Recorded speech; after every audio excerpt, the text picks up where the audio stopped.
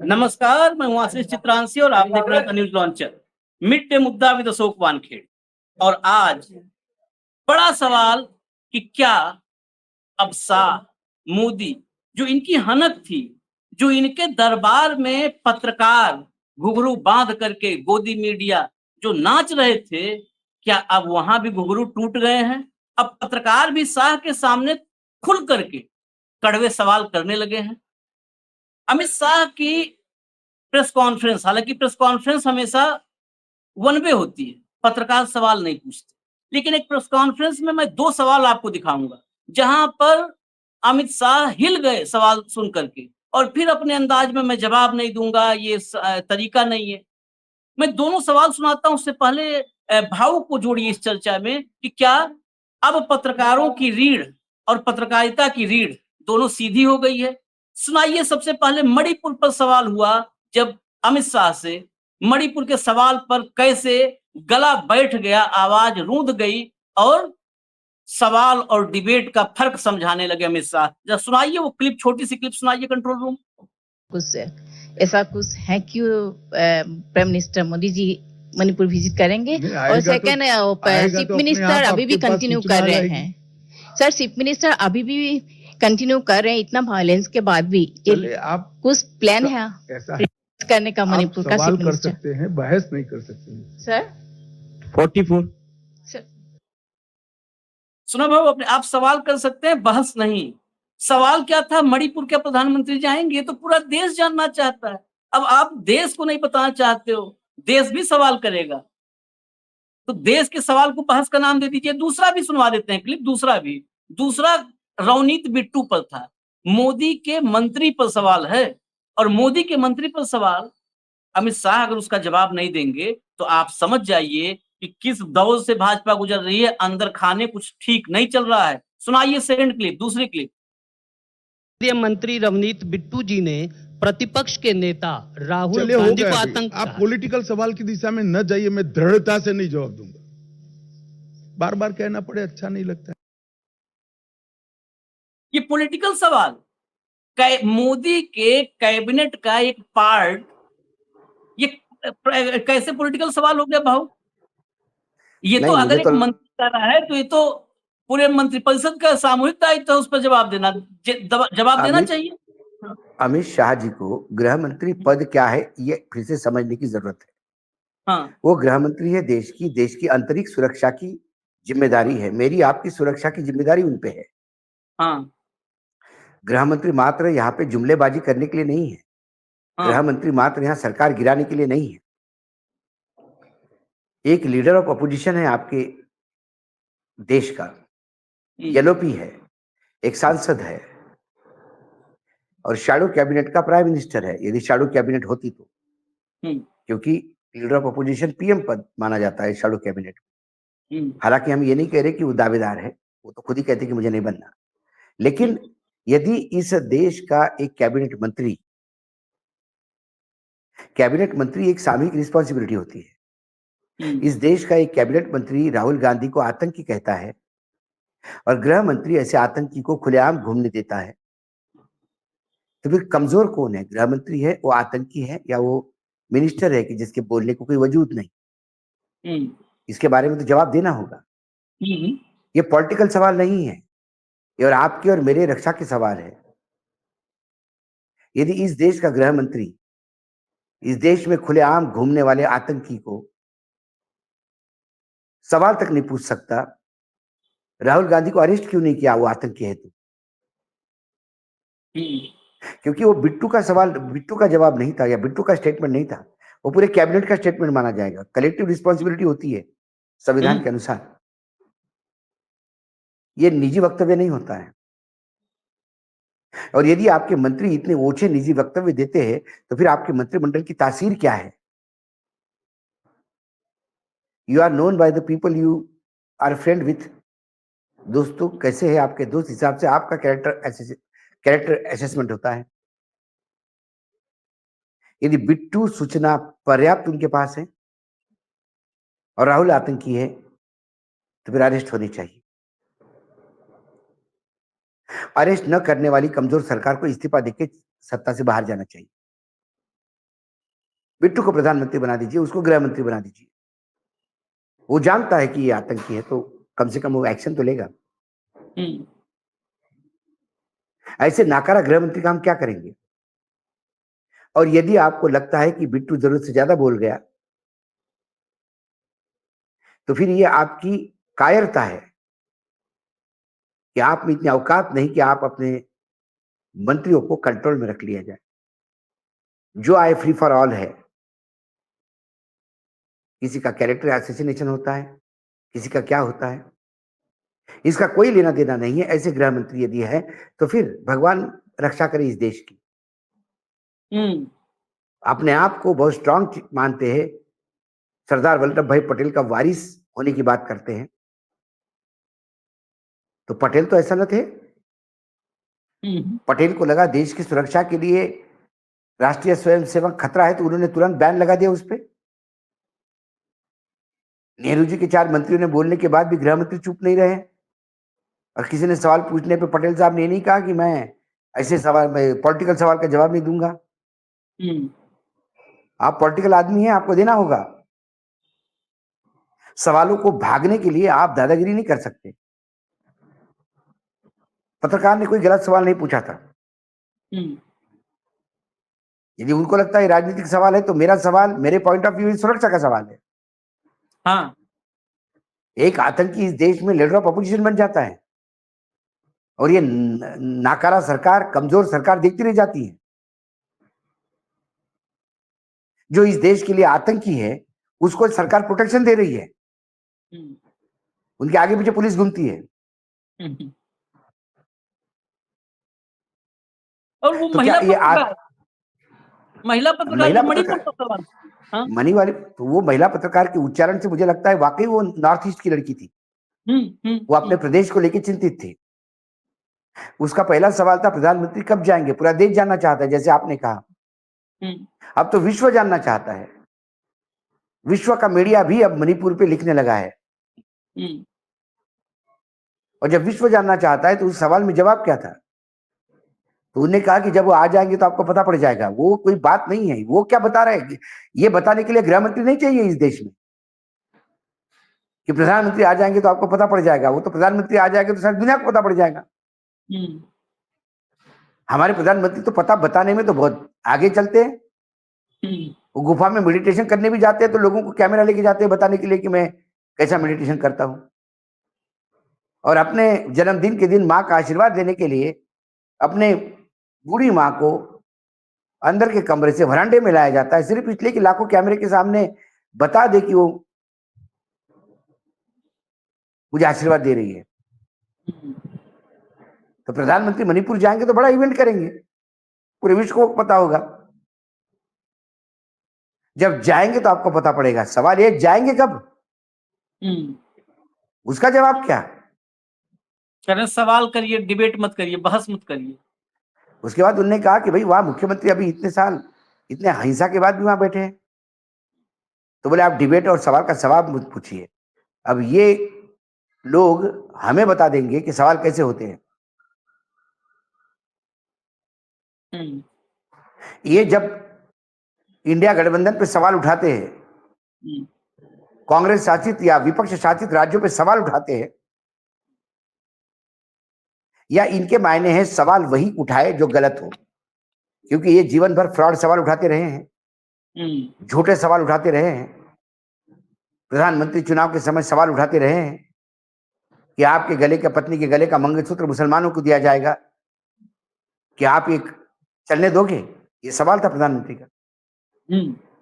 झूठ के बुनियाद पे झूठे आदमी ने झूठा सवाल पूछा, लोगों ने उस झूठ का करारा जवाब दिया। तो जिनको झूठे सवाल पूछने की और लांछन लगाने की आदत हो बेवजह, उनको सही मायने में सवाल क्या होते हैं ये मालूम ही नहीं है। आशीष, प्रॉब्लम ही है इनको। इसलिए वो सवाल सही था जिसको इन्होंने कहा कि डिबेट मत करो। ये तो डिबेट करना जानते नहीं। हाँ, डिबेट में तो विश्वास ही नहीं है इनका। इनका डिबेट में विश्वास ही नहीं है, संवाद में विश्वास नहीं रखते। ये संवादहीनता के ग्रहण से ग्रसे हुए लोग हैं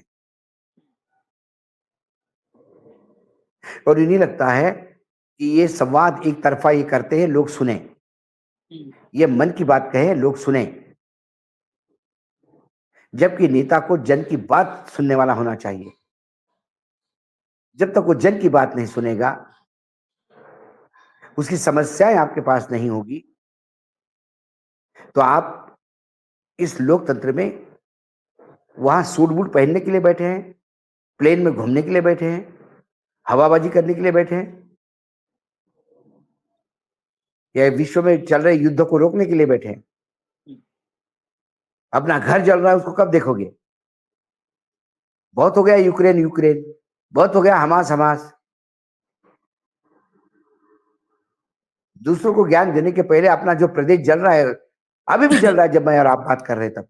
हाँ, 500 दिन पूरे हो गए, 500 दिन। और लेकिन एक इस पूरे जो दो पत्रकारों ने सवाल पूछा, मैं तो बड़ा आज ये खुशी हुई कि नेशनल मीडिया दिल्ली में अमित शाह की प्रेस कॉन्फ्रेंस में एंट्री मिली है। दैट मीन्स कि वो पत्रकार स्टेब्लिश पत्रकार है, तभी वहां एंट्री मिली। और वहां पे पत्रकारों ने सवाल पूछा, इस बात की सराहना खुले दिल से ऐसे पत्रकार अगर हो जाएं तो आज नहीं तो कल जवाब देना ही पड़ेगा, कहां तक भागोगे? देखिए, लेकिन इस हाँ 240 पे आने के बाद सबका दिल खुलता है, थोड़ा सा डर कम हो जाता है। जो पत्रकारों के ऊपर जो बिल लाया जा रहा था, वो भी ड्राफ्टिंग लेवल पे ही रुक गया। ये उस 240 का कमाल है। 370 होते तो प्रेस कॉन्फ्रेंस ली नहीं जाती, अखबारों की हेडलाइन इनके घर से तय होती। तो पत्रकारों के गले में आवाज तब भी थी, लेकिन मालिक के भ्रष्टाचारों का साइलेंसर लग गया था, इसलिए बेचारे चुप थे। मालिक मजबूरी में थे, क्योंकि मालिक ने अखबार के नाम पे, मीडिया के नाम पे अकूट संपत्ति इकट्ठा की। अब उनको डर है उनकी फाइलें खुल जाएगी, इस डर के मारे वो नृत्य करने लगे सरकारी दरबार में। और बेचारे पत्रकारों को मालिकों का साथ देना पड़ रहा है। क्या करें, नौकरी छोड़े तो घर कैसा पाले। लेकिन जब एक तरफ आप गर्व महसूस करते हो, तो एक तरफ शर्म महसूस करने वाली भी घटना हुई। 4 PM के संजय शर्मा जी ने एक वीडियो रिलीज करके कहा कि हिंडनबर्ग भारत के विकास में रोड़ा डालने के लिए भारत के विकास का द्योतक अडानी जी को बदनाम करना चाहते हैं, और उस अंतरराष्ट्रीय षड्यंत्र में कई पत्रकार लिप्त है जो अडानी जी को भला बुरा कहते हैं। मतलब आप और हम भी हो गए। हाँ। अभी पत्रकारिता के नाम पे दलाली करने वाले लोग अब हमको सिखाएंगे पत्रकारिता क्या है। नहीं, वो पत्रकारिता के नाम पे कहाँ वो पत्रकार कहाँ है? तो आपको तो प्रोफाइल पता है, पत्रकार कहाँ है? आप उत्तर प्रदेश से हैं, आप अच्छी तरह से जानते हैं। हमने तो उनसे बहुत अच्छी दोस्ती की थी, उनका चैनल शुरू करवाने में हमने बहुत प्रोत्साहित किया था। हमें लगा कि ये एक दिल खोल के इस देश को बचाने के लिए एक युवा आना चाहता है आगे। उस समय पता नहीं चल पाया देश में अडानी को बचाने के लिए। तब हम कई पत्रकारों ने हमको कहा कि किस दलाल को तुम आगे बढ़ा रहे हो। हमने कहा नहीं, आपका आकलन गलत हो सकता है, या मुझे लगा उत्तर प्रदेश के पत्रकारों की आपकी राजनीति होगी जो हमको भड़का रहे हैं। हमने पूरा साथ दिया। लेकिन जब एक पत्रकार मित्र आके कहा कि भाई बड़ा गजब हो गया, मुझे उनने कहा कि आप अडानी के बारे में एक शब्द नहीं कहोगे इस चैनल पे। मैंने कहा ठीक है, आपका चैनल है, नहीं कहेंगे। लेकिन मैं दूसरे चैनल पे किसी बहस में गया, उसमें मेरे नाम के नीचे 4 PM लिखा हुआ था, तो उन्होंने कहा कि नहीं 4 PM का नाम लेते हुए आप अडानी के बारे में बोल भी नहीं सकते। तब मैंने उनको नमस्ते कर दी, तब मुझे विश्वास हुआ कि गड़बड़ है। फिर इसका जिक्र हमने आनंद वर्धन जी के चैनल पे किया। एक प्रोग्राम में आनंद वर्धन जी के, हमारा एक प्रोग्राम होता है साप्ताहिक बातचीत अशोक वानखेड़े जी के साथ, उसपे हमने जब जिक्र किया तो इनका नाम भी नहीं लिया था हमने। हमने कहा अपने आप को सबसे बड़ा चैनल कहने वाले लोग भी अडानी जी के यहाँ बिक गए। तो उन्हें आनंद जी को फोन करके कहा कि ये गलत बात है और अशोक जी ऐसा कैसा बोल सकते हैं और आपने कैसा बोलने दिया। उन्होंने कहा कि भाई उन्हें विचार उनके व्यक्त किए, मैं क्या कर सकता हूँ। अशोक जी की इंटरव्यू को कभी हम सेंसर नहीं करते, नहीं तो अशोक जी क्यों करेंगे हमारे यहाँ का बातचीत। तब उन्होंने कहा कि मुझे भी लगा कि यार पता नहीं तुमने क्यों कैसा कहा, लेकिन कल आनंद वर्धन जी ने एक डिटेल शो किया इस पे, हम गद्दार नहीं है, गद्दार कौन है आप देख लीजिए। मेरा कहना है कि आप अडानी जी से जो आपको मिलता है, जो लेता है, ले लीजिए, आपकी जरूरत हो सकती है। मैं किसी पत्रकार को गलत नहीं कहता, ठीक है, आप दलाली करें, लेकिन बाकियों को तो देशद्रोही मत कहिए। इतने दिन तक अडानी का तुनतुना आप बजा रहे थे, अंबानी को कभी कभी बुरा बुरा कहते थे, सिर्फ अडानी जी को खुश करने के लिए, वो सब ठीक है अपनी जगह पे, उसमें भी हम जाते नहीं, क्योंकि मैं तो देखता भी नहीं फोन। लेकिन ये कहना कि जो लोग अडानी जी को बदनाम करना चाहते हैं वो हिंडनबर्ग के साथ मिलकर अंतरराष्ट्रीय साजिश कर रहे हैं, मुझे बताइए आशीष जी, हाउ एक मतलब खाली हाइट हो गई। एक इनपुट और एक इनपुट मतलब मेरे एंड से है, मैं आह्वान करता हूं संजय शर्मा को, मैं आह्वान करता हूं संजय शर्मा को, खुले मंच पे आह्वान करे और वो बता दे मुझे कि कौन से षड्यंत्र है, हिंडनबर्ग का षड्यंत्र क्या है। कम से कम हिंडनबर्ग तुम्हारे जैसा छुपा हुआ दलाल नहीं। हिंडनबर्ग डंके की चोट पे कहता है कि हम शॉर्ट सेलिंग करवाते हैं, हम खबरें लीक करते हैं, शेयर मार्केट डाउन हो जाता है, हम खरीदते और फिर बेचते हैं, ये हमारा काम है। उन्हें कभी नहीं कहा हम शॉर्ट सेलर नहीं है। लेकिन हिंडनबर्ग में इतनी ताकत कैसे आ गई कि वो कुछ कहता है और शेयर डाउन हो जाता है, क्योंकि कहता प्रूफ के साथ है, कागजों के साथ है, आपके ईमेल के साथ है। ये बात अलग है कि यहां आप सरकारी दामाद बने इसलिए बचे हुए हैं। कोई निष्पक्ष सरकार होती तो अडानी जेल में होता। नहीं, इससे बड़ा एक सवाल और जुड़ रहा है। अगर इस देश में अडानी के खिलाफ खबर राष्ट्रद्रोह है, तब तो मोदी के खिलाफ सवाल कौन सा द्रोह होगा, कौन सा द्रोह?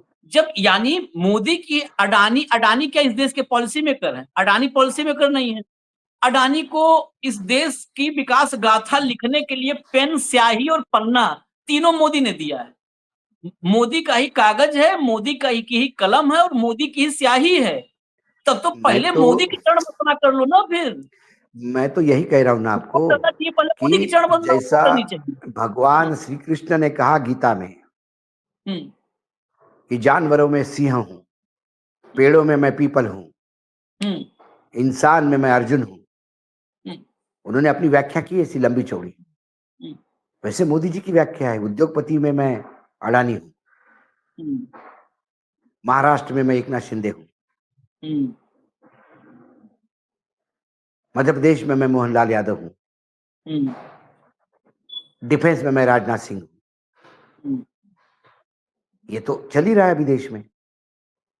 तो ये अपने आप को पत्रकार बताने के लिए मोदी जी की आलोचना करते हैं और मोदी जी के कुकर्म को देश सेवा बोलते हैं।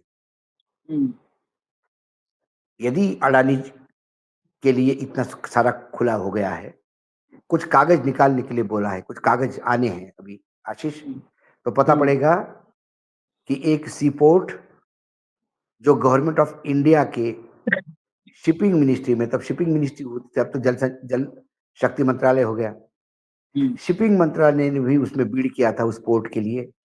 शिपिंग मंत्रालय L1 था, शिपिंग मंत्रालय को वो पोर्ट मिल गया था। बाद में पीएमओ के दखल से वो पोर्ट अडानी के पास चला गया। शिपिंग मंत्रालय को उस पर हक छोड़ना पड़ा। कागज आ रहे हैं कुछ ऐसे, कई है। अभी एक महाराष्ट्र में एक लोकार्पण हुआ एक पोर्ट का, क्यों उस पोर्ट का जगह पे लोकार्पण नहीं कर पाए प्रधानमंत्री जी? क्यों 30 किलोमीटर दूर पत्थर गाड़ के निकल आए? मैंने पहला ऐसा उद्घाटन देखा। पोर्ट कहीं और बनना है, 30 किलोमीटर दूर आप उद्घाटन करके आ गए, लोकार्पण करके, मतलब उसका काम शुरू करके आ गए, क्योंकि वहां लाखों की तादाद में लोग रास्ते पे खड़े थे उस पोर्ट का विरोध करने के लिए। क्या लोगों को समझ में नहीं आता क्या हो रहा है? नहीं, अडानी, मैं तो उन दलाल जिन्होंने हमें देशद्रोही का, उस दलाल को मैं आज आह्वान करता हूं खुले मन से, मंच तुम्हारा होगा, बात हम करेंगे, आंकड़े सरकारी होंगे, हम बताएंगे कैसा लुटवा के दिया है। नहीं नहीं भाऊ, बात होगी जब तो बात तो और आएगी। हम हैं आशीष चित्रांशी, भाऊ बैठे हुए हैं अशोक वानखेड़े। हम ये भी नहीं है कि हम यहाँ पर पत्रकारिता में किसी से जो है भाजपा से सवाल कर रहे हैं और बगल में राइस मिल खोल करके राइस मिल की सप्लाई सरकार को दे रहे हैं, ये भी नहीं है। चेक करवा लिया जाए, जिसकी बात हो रही है इस सलमा की, चेक करवा लेंगे उत्तर प्रदेश सरकार से कि मोदी से सवाल और योगी का साथ, सूचना से कितना पैसा गया है, यह भी जांच हो ही जाए उत्तर प्रदेश में किसके किसके। हम लोग तो खुला है, हमारी तो कोई जिसको जांच करनी है कर ले। उत्तर प्रदेश में मोदी और योगी के रिफ्ट में कितने लोगों ने पैसा कमाया है भाऊ। जब बात अडानी की आई तो आज मैं मंच पे इस बोल दे रहा हूँ, सबके खबर रहती है, ऐसा नहीं है। हम लोग भी पत्रकार है, खबर नवीस ही है, और यही एक हमारे पास एक ही काम है। हमें प्रिंटिंग प्रेस भी नहीं चलाना है, हमें लाइजनिंग भी नहीं करना है, हमें सूचना विभाग से छपाई का काम भी नहीं लेना है, कोई काम नहीं है, एक ही काम है 24 घंटा पत्रकारिता। तो हमारे पास तो खबरें सब रहती हैं कि योगी सरकार में, बताइए आप, योगी सरकार में कोई अगर न्यूज लॉन्चर अशोक वानखेड़े अगर विज्ञापन ले रहे हैं तो इसे हजम करने वाली बात नहीं है। अगर हम विज्ञापन ले लिए, आशीष वो बता दीजिए, एक राज्य सरकार कितना विज्ञापन देने के लिए तैयार थी? हाँ उनके अधिकारी अपने ऑफिस में आके बैठे थे, लेकिन आपने कहा कि हमको विज्ञापन नहीं चाहिए। वो 3 दिन तक लगातार आते रहे और आपने चाय पी के हाथ जोड़ के बोला कि आप भगवान की दया से हमारी रोजी रोटी चल रही है, हमें विज्ञापन नहीं चाहिए, हमें कोई मदद भी नहीं चाहिए आपसे, हम कोई इवेंट भी नहीं करना चाहते आपके राज्य में, हम कोई संगोष्ठी भी नहीं करना चाहते हैं। भाऊ अभी हम हरियाणा में हैं और मैं अभी बता दूं आपको, आज भी, मतलब ये सब ऑन रिकॉर्ड बोल रहे हैं, आज की तारीख में भी एक राज्य सरकार से लगातार व्हाट्सएप पर कॉल आ रहा है कि 1 नंबर में विज्ञापन ले लीजिए आप, 1 नंबर में तो कोई एतराज नहीं है। हमने उस 1 नंबर के लिए मना कर दिया कि 1 नंबर में भी लेंगे हम भैया, ठोकेंगे आपके मुख्यमंत्री को, आपकी सरकार पर सवाल उठाएंगे। जब सवाल उठाएंगे तो आप कहोगे यार ये एथिकली गलत है, आप हमसे विज्ञापन लिए हो।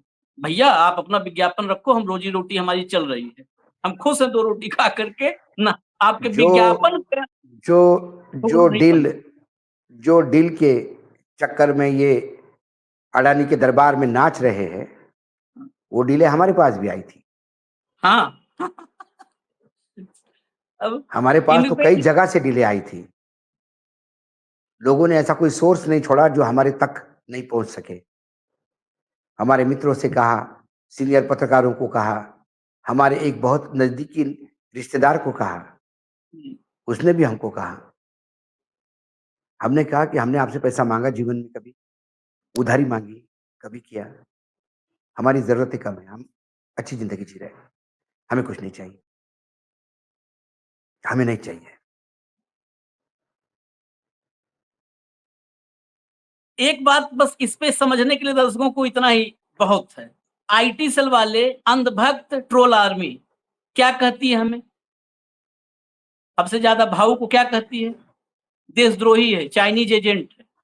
अगर वही बात कोई और कह रहा है तो फिर वही बात आती है केजरीवाल वाली, सब मिले हुए हैं जी, सब मिले हुए हैं जी। क्योंकि भाई हमें आईटी सेल जो ट्रोलर्स हैं भाजपा वाले, ये कहते हैं अंधभक्त, ये कहते हैं सब चीनी एजेंट है, देशद्रोही है, चीन से पैसा आता है। बताइए, चीन से पैसा आता है और मोदी जी हमको जीने देते हैं? हम हमारे पास तो इंडियन करेंसी आई नहीं समझ रहे हैं। अडानी जी भी नहीं समझ रहे हैं। अडानी जी भी नहीं समझ रहे हैं। अडानी जी इतना गलत चाल चल रहे हैं। संजय शर्मा जैसे दलाल को पाल के यदि उनको लगता होगा कि वो बाकी लोगों का मुंह बंद कर पाएंगे, वो ये नहीं समझ रहे संजय से जैसे जिन लोगों की नहीं होनी है उनकी भी दुश्मनी अडानी जी से हो जाएगी। अडानी जी आस्तीन में सांप पाल रहे हैं, एक पत्रकार मैंने एक दल्ले को नहीं पाल रहे। पत्रकार क्या कहें? अब हमें भी बार बार बताना पड़ेगा कि अडानी जी क्या है, कितने देश भक्त है। अब ये रिस्पॉन्सिबिलिटी आ गई हम पे, क्योंकि हमको राष्ट्रद्रोही बोला गया है। नहीं नहीं, बात हिंडनबर्ग रिपोर्ट के बगैर भी स्कैंडल्स हैं। फिर तो दिल्ली के हिंडनबर्ग रिपोर्ट के 5 स्टार बगैर भी होटल, स्कैंडल है। हाँ नहीं, फिर तो दिल्ली के 5 स्टार होटलों में जो मैनेजमेंट पार्टियां चलती हैं बड़ी बड़ी, फिर वहां तक अरे जाना भाई, पड़ जाएगा। अरे ये गलत फहमी करें। एक महिला पत्रकार अपने घर में भी पार्टियां देती है, हाँ और कई पत्रकार जाते हैं, मैं जाने पे ऑब्जेक्शन नहीं है। हमारे भी मित्र जिनके मैं शो पे जाता हूँ वो भी गए उस पार्टी में, लेकिन हाथ जोड़ के माफी मांग के वापस आए कि अपनी रिलेशन दोस्ती अपनी जगह पे, पत्रकारिता अपनी जगह पे। हम आपने बुलाया, हम आए लंच पे, लेकिन हम यहाँ पे बात नहीं करेंगे हमारे चैनल की। आप ऐसा करोगे तो ऐसा होगा, ऐसा करोगे तो ऐसा होगा, इंडिया टुडे के खिलाफ बोलोगे तो ये मिलेगा, अंबानी के खिलाफ बोलोगे तो ये मिलेगा, अडानी जी को छोड़ दोगे तो इतना मिलेगा। उन्हें कहा कि वो मेरी स्टोरी तो कोई किसी का मायका लाल तय नहीं कर सकता, माफ कीजिए मुझे। चलिए, आज तो हमारी चर्चा पत्रकारिता पर थी और पत्रकारिता के उस मुकाम पर आके रुक रही है कि जहां बड़े दुख के साथ ये कहना पड़ रहा है कि अब भाव ने बहुत कुछ कह दिया, जहां पर जो बड़े बड़े पत्रकारों के साथ बैठकें होने लगी 5 सितारा मतलब 5 स्टार 7 स्टार में 2019-20 के पहले, और ये हकीकत है कि भाव ने वो मुकाम दिया, वो प्लेटफॉर्म दिया, वो कुशन दिया जहां से, और ये फिर आगे बोलूंगा तो फिर और सबको बुरा लगेगा। ये समाजवादी पार्टी में भी, वहां भी खेलता आदमी, ये सब जगह ये शामिल बाजा है, हर जगह पीछे से झुनझुना बजा के कहते हैं ढोलक की आवाज मेरे ही इंस्ट्रूमेंट से निकल रही है, मेरे ही इंस्ट्रूमेंट से ढोलक बज रहा है, और होता है वो शामिल बाजा, उसका अपना कोई साउंड नहीं होता। हर म्यूजिक सिस्टम में, हर ऑर्केस्ट्रा फिट हो जाता है शामिल बाजा। सपा में भी खेलना है, कांग्रेस में भी खेलना है, भाजपा में भी खेलना है। अगर इधर मोदी से सवाल है तो उधर योगी से कुछ ना कुछ चाहिए। ये पता नहीं है क्या? योगी सरकार के अफसरों से लेकर के सबको पता है, देने वालों को ही पता और लेने वाले को तो पता ही है। आम आदमी पार्टी से भी चाहिए, कांग्रेस से भी चाहिए, सपा से भी चाहिए, भाजपा से भी चाहिए, और अडानी से भी चाहिए, और देश में क्रांति के नारे भी लगाएंगे। यही हिंदुस्तान की असली, हिंदुस्तान में ऐसे ही नहीं आज लोग कहते हैं, भाजपा के लोग तो बहुत कहते हैं कि हम गुलामी में रहे, क्यों रहे?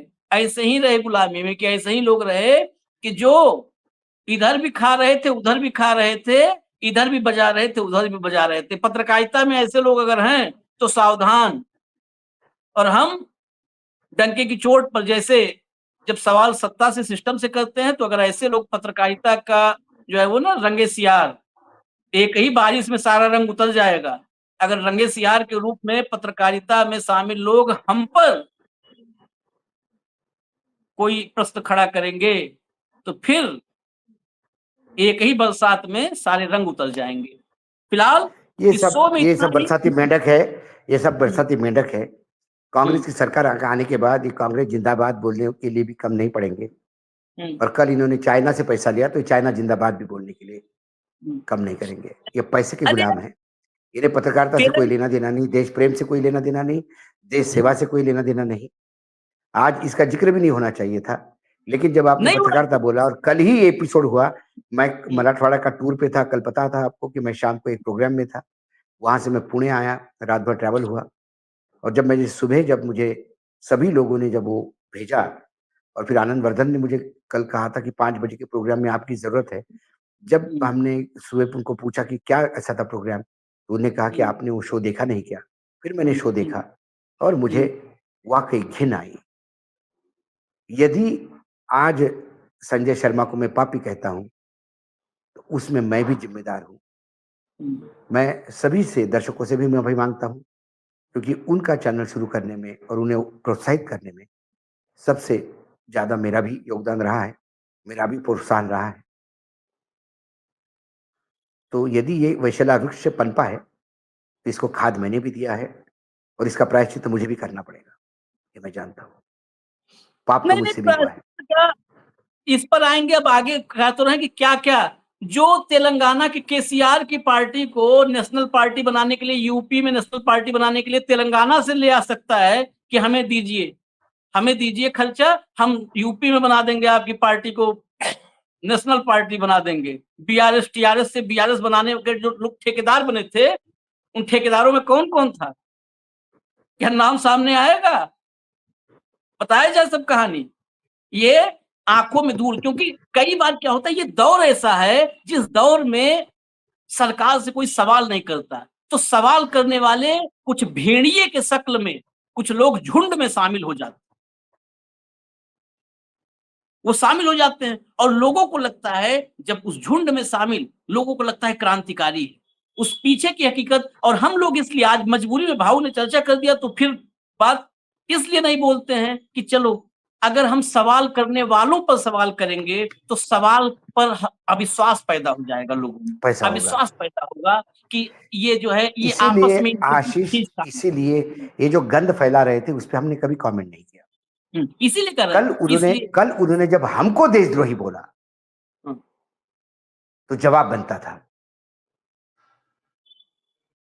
हमारे जो सवाल हमारे सवाल, मैं चलते चलते कर रहा हूं, हमारे सवाल इस डेमोक्रेसी को, इस कॉन्स्टिट्यूशन को, हमारे संविधान को, हमारे लोकतंत्र को बचाने के लिए हैं। वो सवाल मोदी से भी नहीं है, वो शाह से भी नहीं है, वो संविधान और लोकतंत्र जब भी उस पर कोई आंच आएगी, सिस्टम से सवाल है आशीष। हाँ, व्यक्ति से सवाल नहीं। ऐसे कई बार हुआ कि कोई नेता अपने ऑफिस में आके चाय पी के गया और शाम को उसके खिलाफ हमने शो किया। कितने उदाहरण मैं बताऊं आपको बात। मैं कह रहा हूं कि जब हम अपना भी अगर बताने लगेंगे तो लोगों को यकीन नहीं होगा कि जिस नेता की बखिया उधेड़ दी, जो खबरें कोई नहीं दिखाया, कोई नहीं, हम तो इजीली छुपा सकते थे क्योंकि हमारे पास चाय पी के गया था, बोलते कि यार चाय पी के गया, नहीं दिखाएंगे। और जो हिंदुस्तान में किसी ने नहीं दिखाया, वो फोटोज, वो एविडेंस कलेक्ट करके हमने दिखाया है, नाम बताएं तो लोग चौंक जाएंगे कि वो आकर के दफ्तर में बैठा था, या वो व्यक्तिगत रूप से भाऊ से मिलने गया था, व्यक्तिगत रूप से उनसे कि हम आपको सुनते हैं जी, मुलाकात कर लें। उसके बाद एविडेंस इकट्ठा कर करके खबर आई तो तुरंत हुआ कि ये खबर तो बड़ी है, ये चलाना होगा। तो कोई भी हो, आज तक कोई नहीं इस मामले में कोई कह सकता है, इस मामले में हम पर एक बात कह सकता है कि इनसे संबंध रखने का कोई फायदा नहीं है। और आज सार्वजनिक रूप से बात कर रहा हूं, अगर कोई इस मामले में संबंध रखना चाहता है कि संबंध रख करके हमारी खबरों पर असर डाल देगा, तो कतई संबंध न रखे, मायूसी, उसके हाथ में मायूसी लगेगी, मायूसी आएगी। और मैं अपने तरफ से ही नहीं कह रहा हूं, ये सिर्फ मैं नहीं, मैं भाऊ की तरफ से भी, मतलब मैं बिना उनसे पूछे ऑन एयर हम बैठे हैं, ये चर्चा भी एकाएक आ गई पत्रकारिता के विषय पे। कोई भी जिससे लगता है कि इनसे जो है अशोक वानखेड़े से संबंध रख के अशोक वानखेड़े की जुबान को सॉफ्ट कर लेगा, अपने लिए जो है बचाव का रास्ता ढूंढ लेगा, वो उसको मायूसी मिलेगी, वो संबंध ना रखे तो ये मान के रखे कि जिस दिन उसके खिलाफ खबर आएगी उसको भी ऐसे ही सुनना पड़ेगा जैसे बाकी सबको सुनना पड़ता है। खैर, आज क्षमा मांगेंगे हम इसलिए जरूर कि हम पत्रकारिता के इस मोड़ पर, पत्रकारिता की जब बात कर रहे हैं और तब बात कर रहे थे कि लग रहा है घुंघरू टूटने लगे हैं, अमित शाह को निःशब्द कर दिया दो पत्रकारों ने। उस दौर में हमें पत्रकार और पत्रकारिता के उस काले अध्याय पे चर्चा करनी पड़ी, इसके लिए क्षमा मांगूंगा। इजाजत दीजिए, लेकिन पत्रकारिता का पन्ना काला नहीं होने देंगे। अगर हम लोकतंत्र और संविधान के लिए लड़ सकते हैं, हाँ, तो पत्रकारिता का पन्ना किसी को काला करने का मौका नहीं देंगे। भाऊ, कल दोपहर फिर मिलेंगे मिड डे मुद्दा विद अशोक वानखेड़े में, और फिर ऐसे ही होंगे सवाल कड़वे तीखे। इजाजत दीजिए, नमस्कार।